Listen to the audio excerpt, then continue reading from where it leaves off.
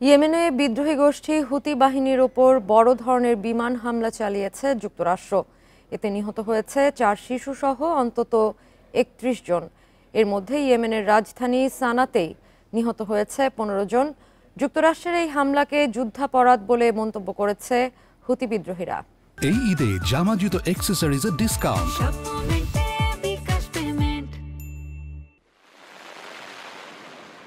গাজায় আগ্রাসন ইস্যুতে ১৫ মাস ধরে ইসরায়েল সংশ্লিষ্ট জাহাজ ও বিভিন্ন স্থাপনায় হামলা চালাচ্ছে ইয়েমেনের হুতি বিদ্রোহীরা। গাজা উপত্যকায় ইসরায়েলি নারকীয়তা বন্ধ না হওয়া পর্যন্ত এই হামলা চলবে বলে জানিয়েছে ইরানপন্থী এই গোষ্ঠী। সেই সাথে লোহিত সাগরে হুতিদের হামলার শিকার হচ্ছে পশ্চিমা বিভিন্ন দেশের পণ্যবাহী জাহাজ। হুতিদের দমাতে শক্ত অবস্থানে ইসরায়েল, যুক্তরাষ্ট্র ও যুক্তরাজ্য। ইয়েমেনে হুতিদের বিভিন্ন ঘাঁটি লক্ষ্য করে হামলা চালাচ্ছে এসব দেশের সামরিক বিমান। ইয়েমেনের হুতিদের নিশানা করে বড় ধরনের হামলা শুরু করেছে যুক্তরাষ্ট্রের সামরিক বাহিনী। দ্বিতীয় মেয়াদে ট্রাম্পের ক্ষমতা দখলের পর এটাই সবচেয়ে বড় হামলা। দেশটির রাজধানী সানায় যুক্তরাষ্ট্রের হামলায় প্রাণ গেছে বেশ কয়েকজনের। এই হামলাকে লোহিত সাগরে গোষ্ঠীটি চালানো হামলার পাল্টা হামলা হিসেবে মন্তব্য করেছেন মার্কিন প্রেসিডেন্ট।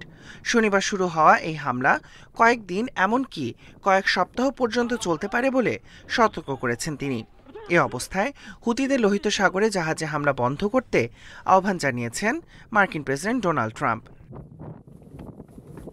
হুতিদের পাশাপাশি এই হামলার মধ্য দিয়ে হুতিদের প্রধান পৃষ্ঠপোষক ইরানকেও হুমকি দিয়েছেন ট্রাম্প।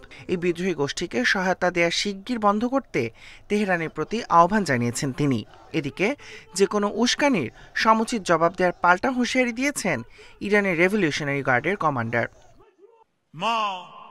শত্রু তার অতীতের ভুলগুলি পুনরাবৃত্তি করছে। তারা লেবানন, গাজা, ইয়েমেন, ইরাক বা আফগানিস্তান থেকে শিক্ষা নিচ্ছে না। এই ভুলগুলি তাদের পরাজয়ের দিকে নিয়ে যাবে। ১ দশকের বেশি সময় ধরে হুতিরা সশস্ত্র সংগ্রাম করছে।